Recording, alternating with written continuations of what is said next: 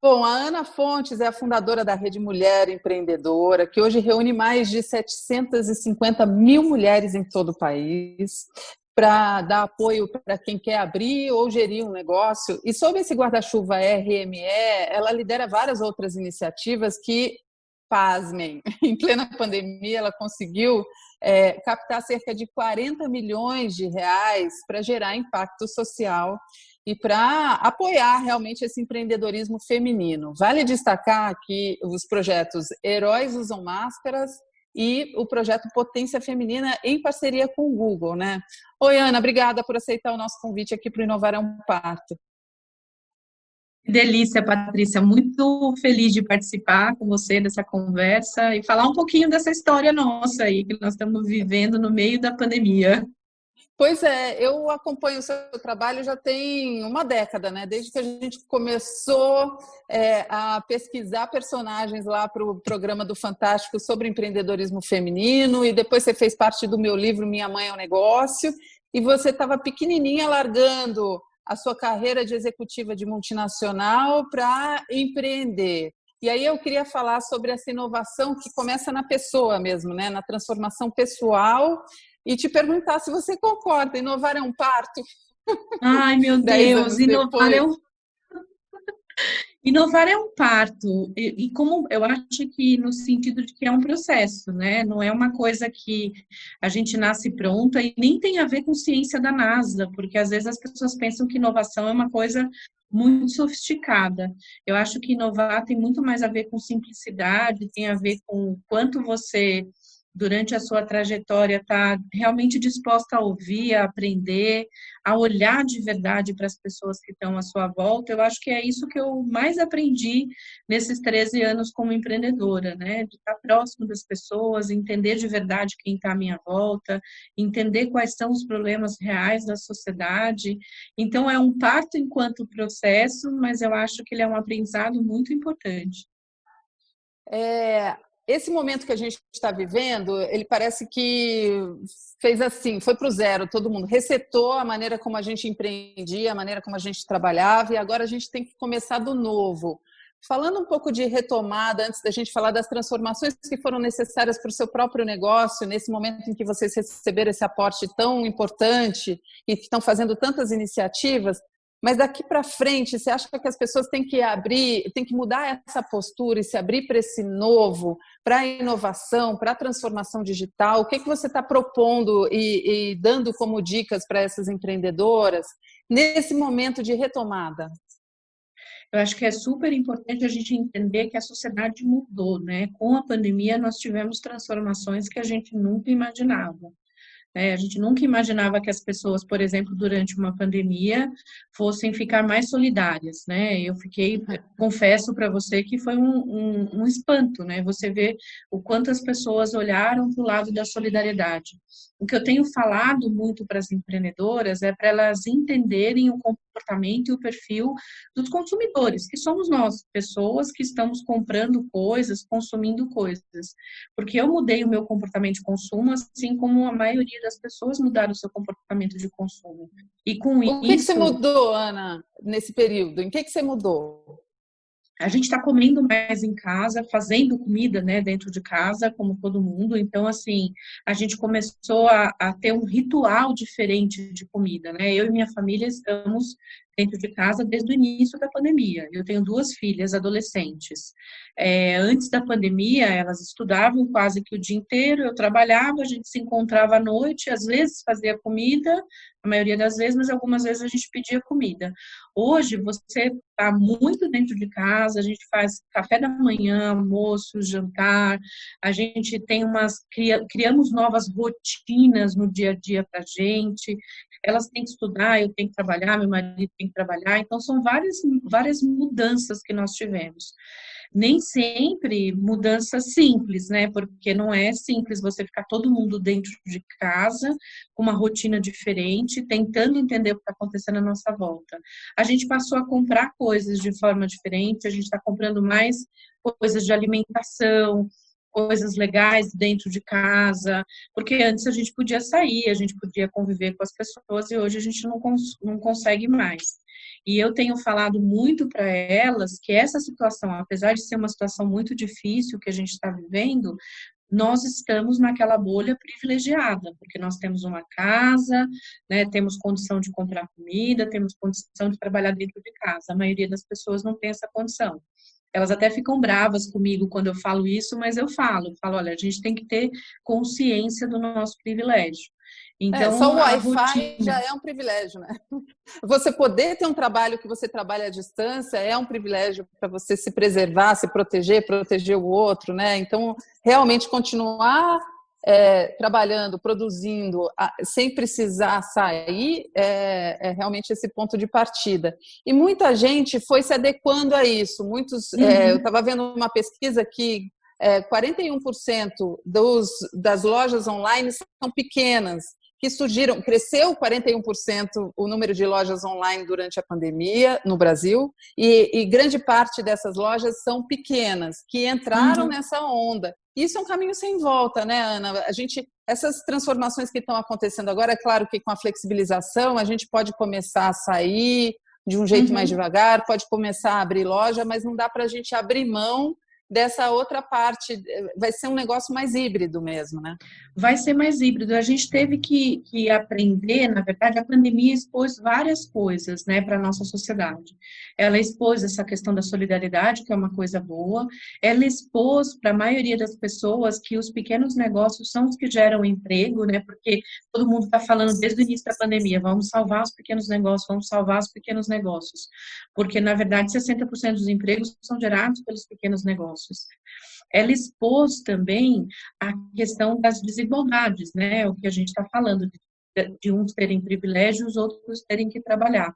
E aí eu acho que também mostrou para as pessoas o quanto que é importante você entender em relação ao comportamento das pessoas, o que a gente está fazendo para comprar as coisas, o que a gente está fazendo como consumidor mesmo. Mostrou também a pandemia que o quanto é importante você comprar do bairro. Surgiram vários movimentos para compre do bairro, compre do pequeno, fique próximo. Desde o início desse processo, a gente tem falado muito, Patrícia, para as empreendedoras, que assim, a gente recebeu um choque, é como se fosse aquela onda mesmo, né, do tsunami. No começo você recebe um choque, você não sabe direito aonde você está.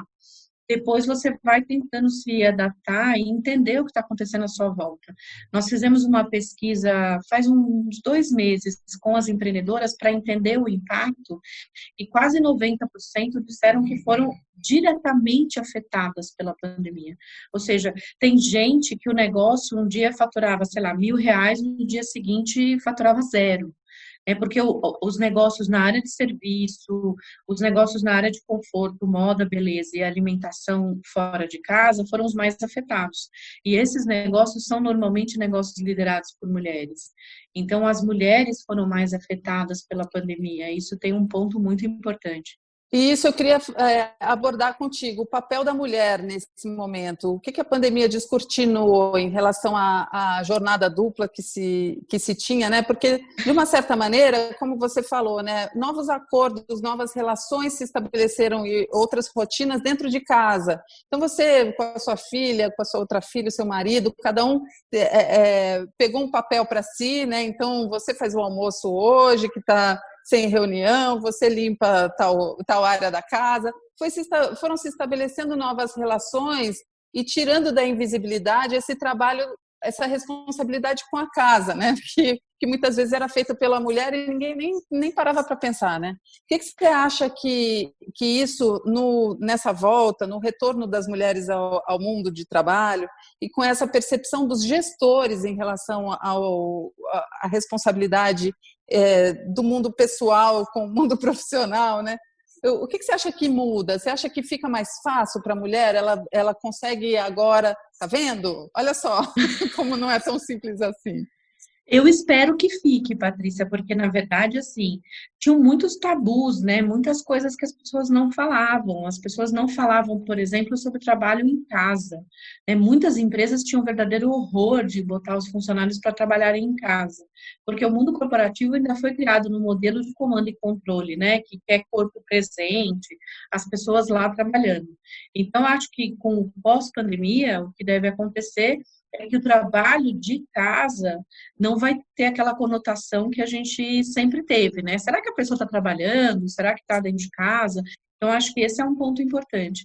Um outro ponto é essa exposição que você falou do trabalho doméstico, né? O trabalho não remunerado, que 80% ainda era de responsabilidade da mulher. Agora, com os dois dentro de casa, os dois, as duas, enfim, qualquer composição que seja dentro de casa, você vai perceber muito claramente que a boa parte do trabalho era de responsabilidade da mulher. E espero que fique claro, né, não só nas relações de casa, mas também nas relações de trabalho, que isso não pode ser uma responsabilidade única. Eu não acho que vai ser tão fácil assim, eu acho que vai ter mais clareza no entendimento, mas assim que o mundo voltar à rotina, eu tenho dúvida se a gente vai realmente ter essa clareza e a clareza com a ação do que a gente deve fazer. Então, acho que esse é um ponto importante que a gente tem que levar em consideração. O que eu tenho falado para as mulheres é se posicionem, se coloquem, porque trabalho doméstico não é uma responsabilidade única, exclusivamente feminina, a gente tem que dividir essas questões e tem que mostrar para as empresas, assim, eu vi casos horrorosos durante a pandemia de empresas que pediram para as mulheres que o filho não aparecesse na videoconferência, escuta, mas espera aí, está dentro de casa, né? Acompanhei casos de empresas que pediram, inclusive, vestimenta específica. Então, acho que a gente ainda está passando por esse processo de transformação, eu acho que vai ter mais consciência, eu acho que vai ser melhor, eu sou otimista, não estou falando que eu não sou otimista, mas eu acho que ainda vai ter um processo de consciência dessa divisão de trabalho. Construção social é algo muito forte e muito pesado. A pandemia vai, de certa forma, ajudar a desnudar essas coisas. Mas eu acho que ainda tem um processo de continuar falando, de continuar dando consciência ao assunto, sabe?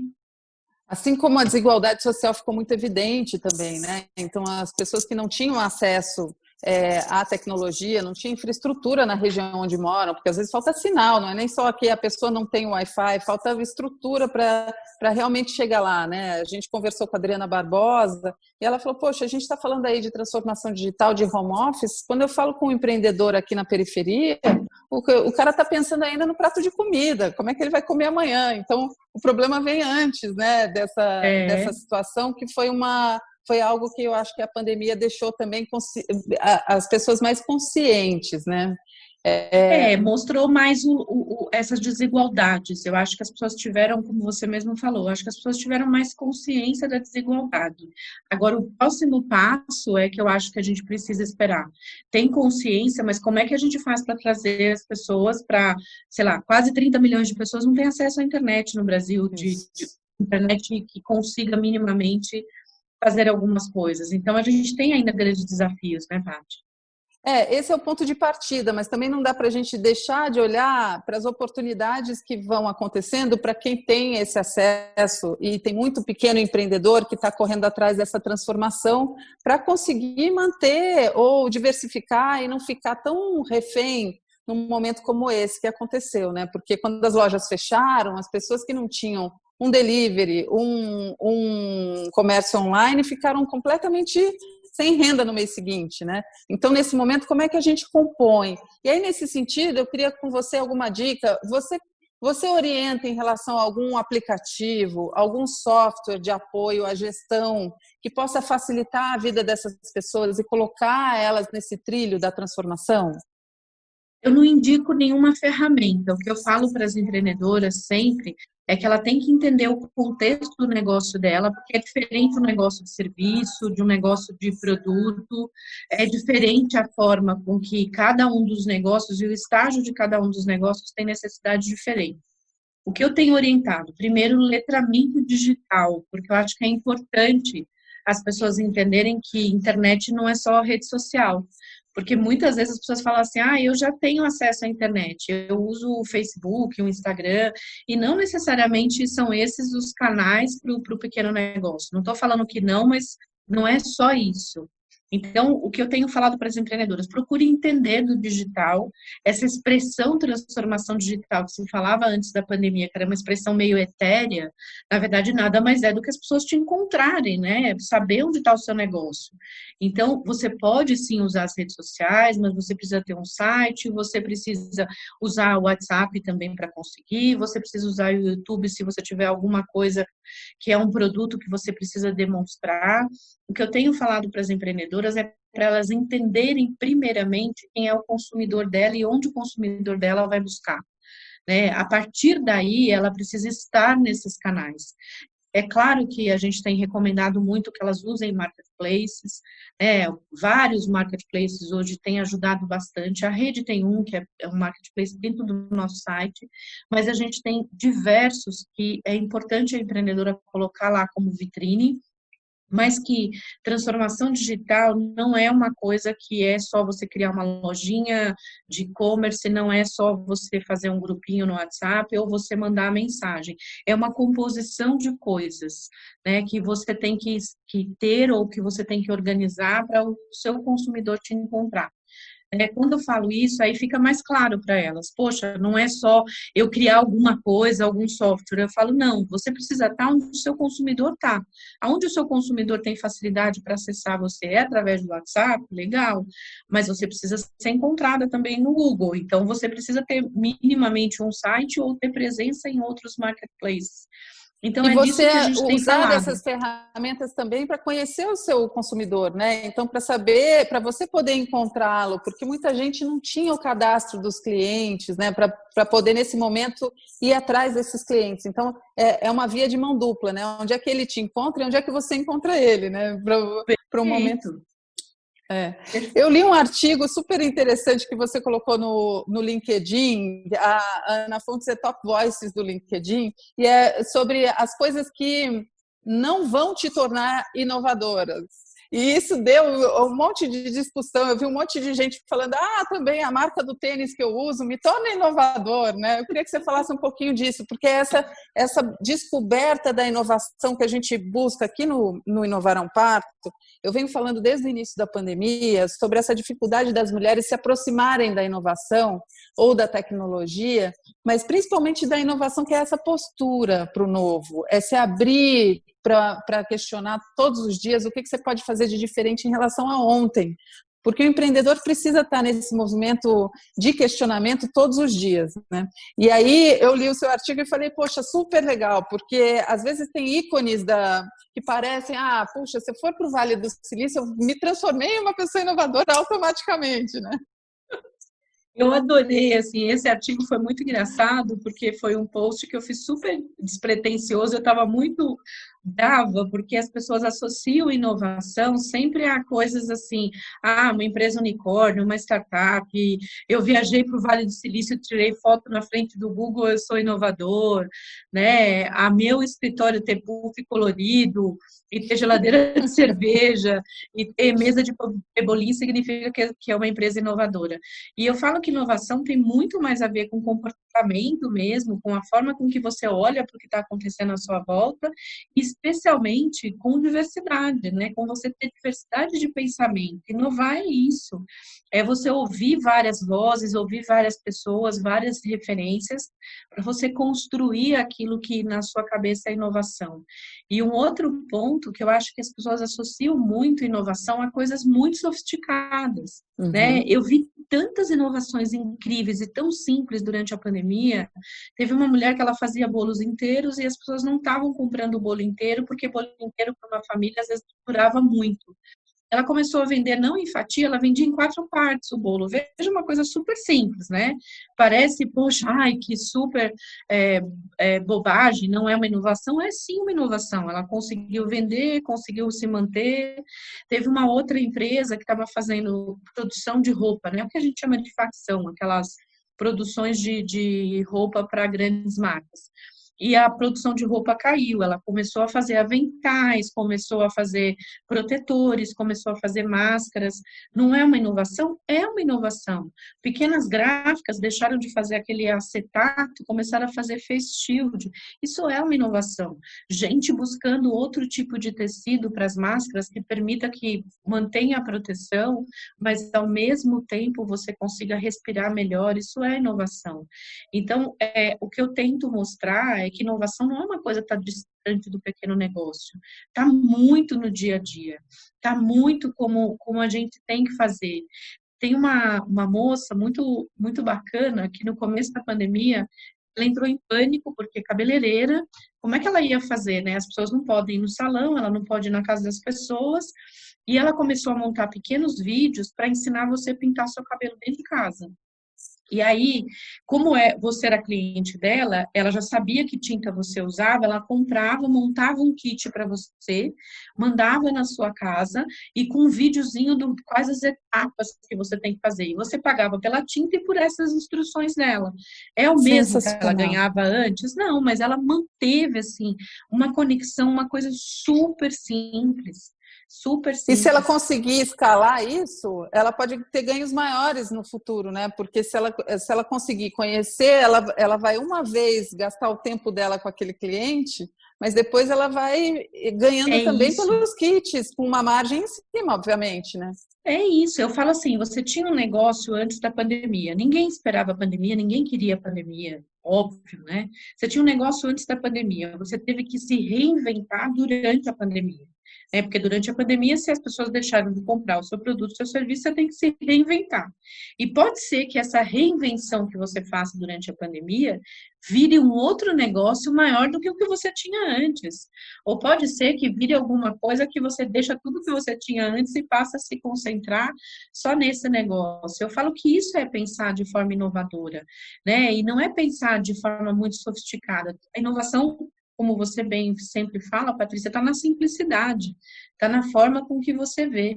Para mim, inovação está em resolver problemas das pessoas, né? Em resolver problemas reais. Empreender tem a ver com isso, né? Resolver problemas reais. Está atento ao que está acontecendo à sua volta.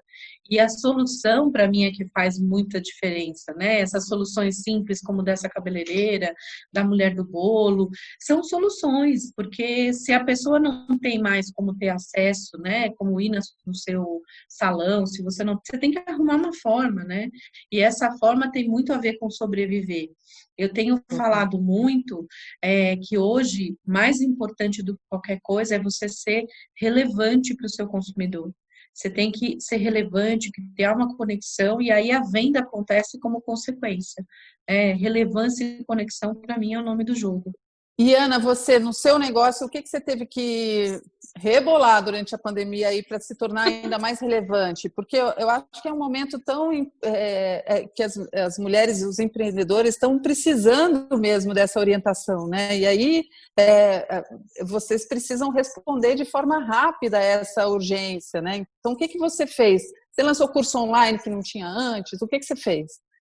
Nós tivemos que fazer uma transformação. Eu brinco aqui que nós fizemos um duplo twist carpado, a lá da Amy dos Santos, assim, todos os dias. A gente também, como empresa e como negócio, como instituição, a gente também acordou assustado, né? Naquele dia aqui, 16 de março, olha, todo mundo tem que ir para casa. A gente também ficou assustado. Só que 95% do nosso negócio era baseado no presencial, Patrícia. A gente, em 2019, tinha feito 1.100 turmas de capacitação no Brasil inteiro presenciais. Todos os nossos projetos eram focados em capacitações presenciais, em mentoria, eventos, tudo era presencial. E a gente teve que, do dia para a noite, falar, peraí, agora, como é que a gente faz? O fato de ser uma instituição pequena, né, pequena, eu digo, na estrutura interna, a gente tem uma agilidade, então a gente acabou transformando tudo internamente, reorganizamos os nossos programas, fizemos tudo no digital, o que foi também um desafio, porque nem todo mundo tem acesso à internet boa, então a gente se concentrou em fazer coisas em vários canais, em horários diferentes, para poder atender as várias demandas. Durante a pandemia, nós geramos 320 horas de conteúdo em todos os nossos canais. É uma loucura, assim, a quantidade de informação, e não só quantidade, nós oferecemos uma qualidade muito alta de informação. E aí a gente começou a trabalhar fortemente para buscar formas de geração de renda. Porque boa parte das empreendedoras da rede, das 750 mil, são empreendedoras em vulnerabilidade, que vivem em comunidades, em regiões que não têm acesso, com muita dificuldade. E a gente começou a conversar com os nossos parceiros e falar, olha, a gente precisa gerar renda, as pessoas precisam pôr comida dentro de casa. As pessoas precisam colocar, a gente está ajudando, dando conteúdo, fazendo mentoria, a gente atende 100 a 120 mulheres por dia em mentoria. A gente está fazendo uma série de coisas para poder manter todo mundo ativo, mas a gente precisa fazer gerar renda. E foi daí que surgiram os projetos para poder a gente fazer essa captação que a gente fez. Que legal. Como é que é a sua relação com tecnologia? Assim, me conta um pouco da sua rotina, que isso é que eu sei que tem conteúdo da Ana Fonte, se você quiser saber quais são esses projetos todos que ela acelerou durante a pandemia, tem que entrar lá na Rede Mulher Empreendedora, mas aqui eu queria essa relação da Ana Fontes inovadora, eu queria ouvir de você, que horas você acorda, que aplicativo você usa aplicativo de sono? Me conta um pouco sobre essa sua relação com a tecnologia, que eu acho que é muito legal da gente ouvir, até pessoalmente ou profissionalmente. Claro. Eu tenho uma rotina como boa parte das mulheres, mães, né, que tem toda essa confusão toda para a gente administrar. Eu não uso tantos aplicativos assim, na verdade eu acordo, meu marido acorda mais cedo, porque minha filha menor entra às 7 horas na escola, né, online agora. Então, como eu durmo mais tarde, nós temos ritmo de sono diferente, eu durmo mais tarde e acordo um pouco mais tarde. Ele dorme mais cedo e acorda um pouco mais cedo. Então, ele acorda antes e a minha filha menor. E aí, eu acordo um pouco depois, 1 hora mais ou menos depois. Eu acordo umas 8 horas. Aí, eu levanto, tomo café, normalmente, né, num dia convencional. Levanto, tomo café, vejo as mensagens, né, mensagem, WhatsApp, e-mail, vejo as redes sociais, me atualizo ali enquanto estou tomando café e, ao mesmo tempo, estou ouvindo o noticiário. Olha que pessoa louca. Aí eu termino meu café, vou fazer uma caminhada aqui no quintal de casa, porque eu ando dentro de casa, né, para poder manter a rotina. E aí enquanto eu faço essa caminhada, eu vou respondendo as mensagens, porque aí eu vou ganhando tempo. Aí eu respondo essas mensagens. Respondendo por áudio ou respondendo escrevendo, andando? Respondendo, escrevendo. Eu vou andando, escrevendo. Mas é dentro do quintal de casa, então é um caminho, meio de caminho, assim, de formiguinha. Eu vou andando, respondendo as mensagens, respondendo ou WhatsApp ou e-mail, faço essa caminhada de uns 20 minutinhos, e aí eu tomo um banho, me troco, aí eu ligo o computador, aí o dia tá assim. Aí é Zoom, reunião, gravação. Eu tenho feito muita gravação. Eu, inclusive, de 1 mês e meio, 2 meses para cá, eu diminuí, porque eu senti que a energia, né, a gente gasta muita energia, mais energia no virtual do que no presencial. Eu fazia muitas palestras, mas é estranho, porque a energia que eu sinto quando eu estou no virtual, depois que eu termino, parece que eu estou mais cansada. Então, eu diminuí um pouco esse ritmo de uns 1 mês e meio, 2 meses para cá. Eu tenho feito menos programas, menos coisas assim virtuais, e tenho me concentrado em trabalhar especificamente para os projetos da rede. Então, acho que isso tem sido importante. Eu gosto de tecnologia, eu sou uma mulher mais velha, mas gosto muito de tecnologia. Não, porque é um desafio, eu acho, para a nossa geração, que viveu por muito tempo, até profissionalmente, da forma analógica, a gente descobriu o que pode facilitar o dia a dia, às vezes, né? Porque, às vezes, um aplicativo que, sei lá, outro dia eu estava sugerindo que me pediram, para compra de supermercado, que você não precisa ficar pedindo, já é quase que uma assinatura, e aí eles negociam o preço e você acaba tendo vantagens no preço dos produtos não perecíveis. Tem um que eu adoro, que é o Desrotulando, que é um aplicativo que você coloca no rótulo dos produtos, ele te diz a qualidade, porque às vezes a embalagem te diz que ele é lindo e saudável, e quando você vai olhar a nota, não é bem assim, né? Porque tem açúcar. Então, ele lê o rótulo por você e te dá uma nota em relação ao produto. Então, tem certas coisas que podem agilizar o nosso dia a dia e que eu venho adotando. Até mesmo o monitoramento do sono. Eu acho ótimo acordar de manhã e ver a curva do sono, ou o alarme que toca de forma mais suave, porque ele monitora o momento do seu sono que é mais leve ou mais pesado. Eu acho isso assim incrível. São novos tempos que podem ajudar. Claro que eu não quero ficar a louca do relógio, né? Que fico olhando a cada momento tudo que está acontecendo, mas tem certas coisas que dão para a gente consciência da nossa rotina, que é tão importante, né? Sim, eu acho que assim, a tecnologia ela é sempre uma ferramenta, eu acho que ela sempre tem que ajudar. Eu tenho um ponto que é muito importante, assim, eu sou diabética, então eu sou grupo de risco. Então, assim, eu não saio de casa em hipótese alguma, né? Quem tem saído para fazer as compras, para ir à farmácia, comprar as coisas, claro que eu uso os aplicativos de entrega, tudo isso, mas tem coisas que a gente ainda gosta de comprar, né? Então, é meu marido que vai de sexta-feira, a gente faz a listinha, organiza as coisas e ele acaba indo de sexta-feira. Porque, assim, eu tenho muito medo de sair, eu tô há 5 meses dentro de casa e só saí, acho que umas 3, 4 vezes, né? Fui a tomar vacina, porque precisava ir tomar vacina. Um dia tive que ir ao cartório, porque tinha um negócio que não tinha jeito de não ser eu que assinava. Mas eu tenho ficado muito dentro de casa. Então, eu tenho procurado ver coisas também para distrair, porque eu acho que a pandemia também trouxe uma coisa forte de saúde emocional, sabe? Assim, eu tenho ouvido isso das mulheres desde o início, e a gente tem falado muito isso para as mulheres da rede, porque criou-se também com a pandemia aquela coisa de que você tem que fazer isso, você tem que fazer aquilo, você tem que assistir série, você tem que ler tal livro, você tem que fazer tal coisa, e o que eu tenho falado é que você não tem nada, você tem que saber o que é bom para você, Patrícia, o que é bom para mim, Ana, porque a sociedade já cobra da gente muita coisa. Então, eu digo que o meu maior objetivo com essa pandemia é sair viva dessa história, né? Porque eu acho que esse deveria ser o objetivo de todos nós, considerando que nós temos 120 mil pessoas que perderam a batalha para a pandemia. Então, assim, a gente está gerando, né, toda uma questão de saúde emocional. Eu tenho lido sobre isso, que pós-pandemia deve surgir uma mega epidemia de saúde emocional, porque as pessoas não estão sabendo lidar com isso, né, com as cobranças, com as redes sociais. E eu estou falando isso não só para as outras pessoas, eu falo isso para que eu também ouça, né? Então, de vez em quando eu saio aqui do telefone, de vez em quando eu fico dou um mudo aqui nas mensagens, porque eu acho que a gente também tem que cuidar da nossa saúde emocional. O Autocuidado desconectar também é importante, né? também é importante, porque autocuidado também é inovação, né? Porque você precisa manter a tua cabeça livre também para pensar nas outras coisas, né? E não vou dizer que eu consigo fazer isso sempre, viu, Patrícia?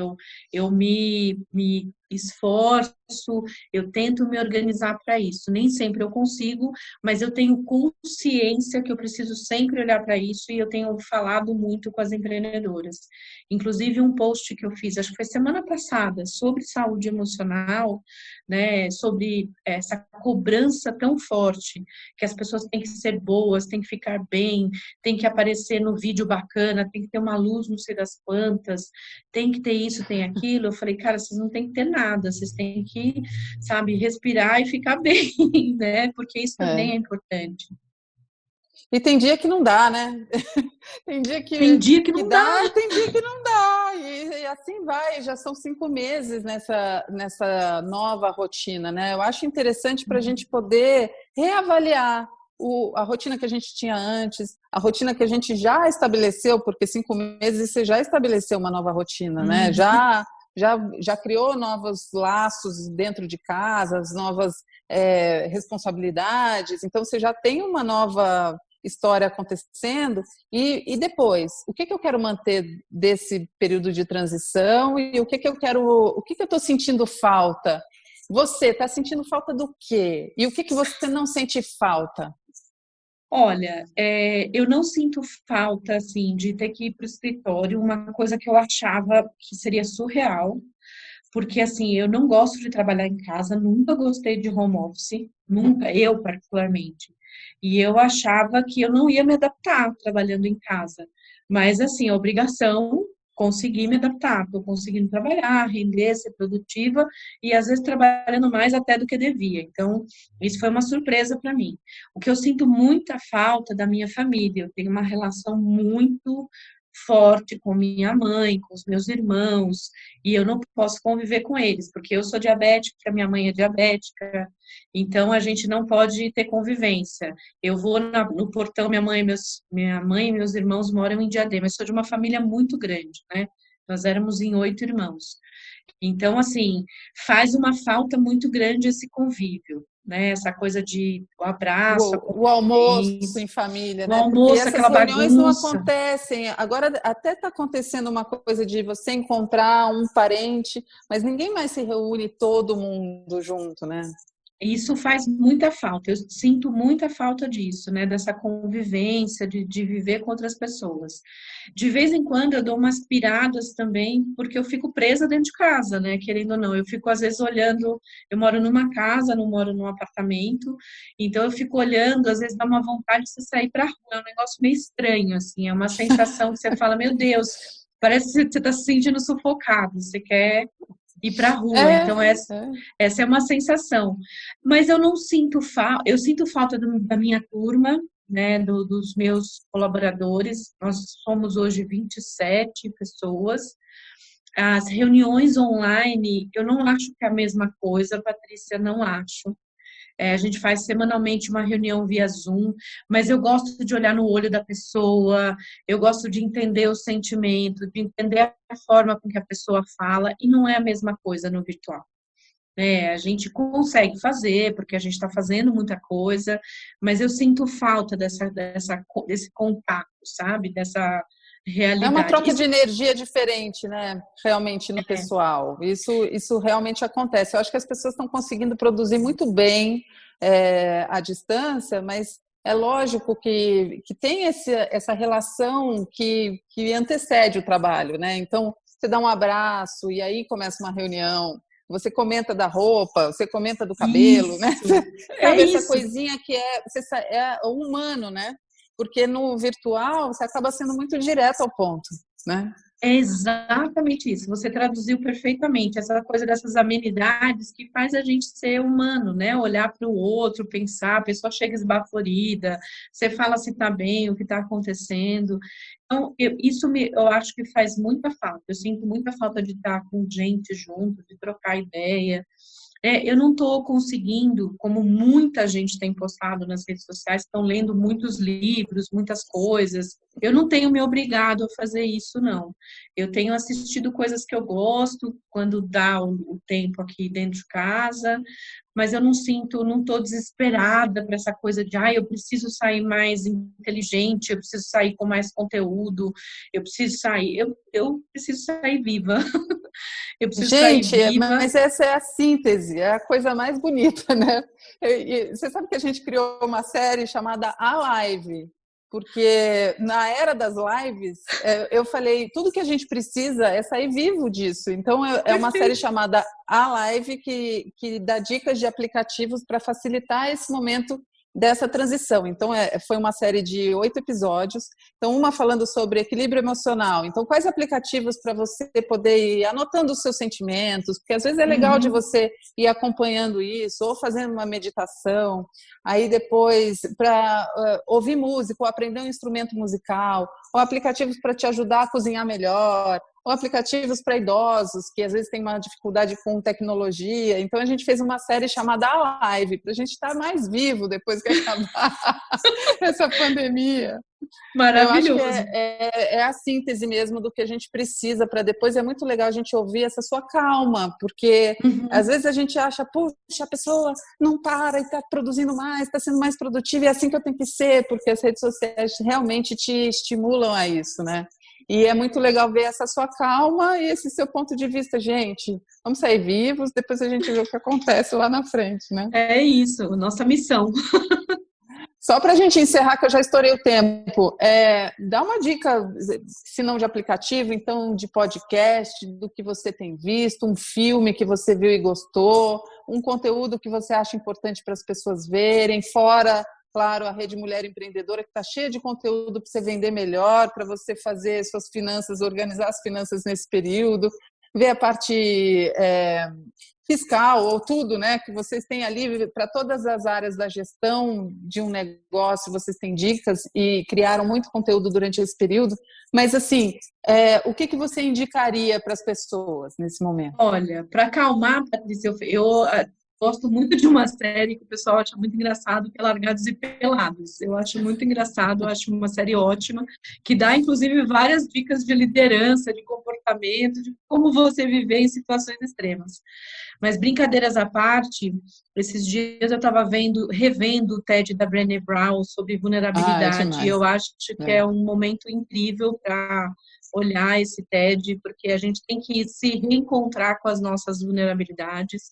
Eu acho que é fundamental. Então, uma dica que eu dou, além do TED da Brené Brown, olha alguns TEDs, dá uma entrada lá, vê o tema. Tem outro que chama O Poder dos Quietos, que eu acho lindo. Eu assisti um outro da Mônica Lewinsky também, que eu acho que é um soco na cara da gente, sobre comportamento das pessoas, né, sobre efeito manada, sobre o comportamento de assédio, né, das pessoas. Eu acho um TED incrível. E o quanto, às vezes a gente tem uma notícia e já forma uma opinião e já sai falando, né, então é muito importante olhar o outro lado, né, a Mônica Lewinsky, que ficou marcada para o resto da vida como a estagiária do Bill Clinton, coitada. Nossa, coitada, e ela faz um TED assim, acho que são 14 minutos, se não me falha a memória. Eu já assisti umas 2 vezes, eu acho que é muito importante. Eu gosto também da Chimamanda, porque ela fala sobre a questão da história, né, das várias versões das histórias, como a gente tem mania de olhar para um único lado da história e achar que aquele lado é o lado certo, e não olhar as várias considerações, né, como, por exemplo, as pessoas pensam que a África é só elefante, gente pobre, né, e não olham o outro lado do país. Enfim, um exemplo. Eu tenho visto como o TED são coisas mais leves, mais rápidas, eu acho que é bem bacana de ver. Tenho acompanhado alguns canais que eu acho que são legais, tipo o Start, eu acompanho muito dos meninos lá, que quando eu quero algum conteúdo, e eu participei também de alguns. Claro, da rede não tem nem o que falar. Eu acho que tem que buscar caminhos que façam sentido, sabe? Não ficar preocupado em ver muitas coisas. Eu acho que você tem que se encontrar, ver o que faz sentido para você, uma coisinha por dia, não ter muitas obrigações, né? Outro dia eu também, essa semana mesmo, eu postei sobre essa questão das obrigações, as pessoas acharem que tem que ser maravilhosas o tempo inteiro, e muita gente se identificou e falou, nossa, e eu estava desesperada achando que eu tinha que ser uma pessoa incrível, foda, maravilhosa, e eu posso ser eu mesma. Eu falo exatamente isso, pode ser você mesmo. Então acho que isso que é meio importante. Se cuida. Eu falo para as pessoas que têm que se cuidar. O emocional é fundamental. Muito obrigada. Obrigada, muito gostoso falar com você de novo, te encontrar. Já é a segunda vez na pandemia que a gente tem esse papo tão gostoso, né? Acho que vamos manter essas conexões. Isso eu acho que a pandemia também trouxe para mim. Eu me obriguei a criar, a falar com pessoas, para ouvir gente fora da minha casa, porque você ouve como é que as pessoas estão sobrevivendo e estão encontrando caminhos, soluções, desviando da crise, aproveitando oportunidades, e a gente aprende nessa troca, e as pessoas estão mais disponíveis. É interessante que está mais fácil encontrar as pessoas desse jeito, e como me faz bem. Então, muito obrigada por me fazer tão bem mais uma vez, e a gente se encontra depois para um cafezinho, um abraço. Um cafezinho, um abraço. Adorei o papo. Muito obrigada. São conexões que aquecem o coração da gente. Adorei. Fique bem, Ana. Um beijão para você. Um beijo. Você também. Tchau, tchau. Tchau, tchau. Vai, tchau. Valeu.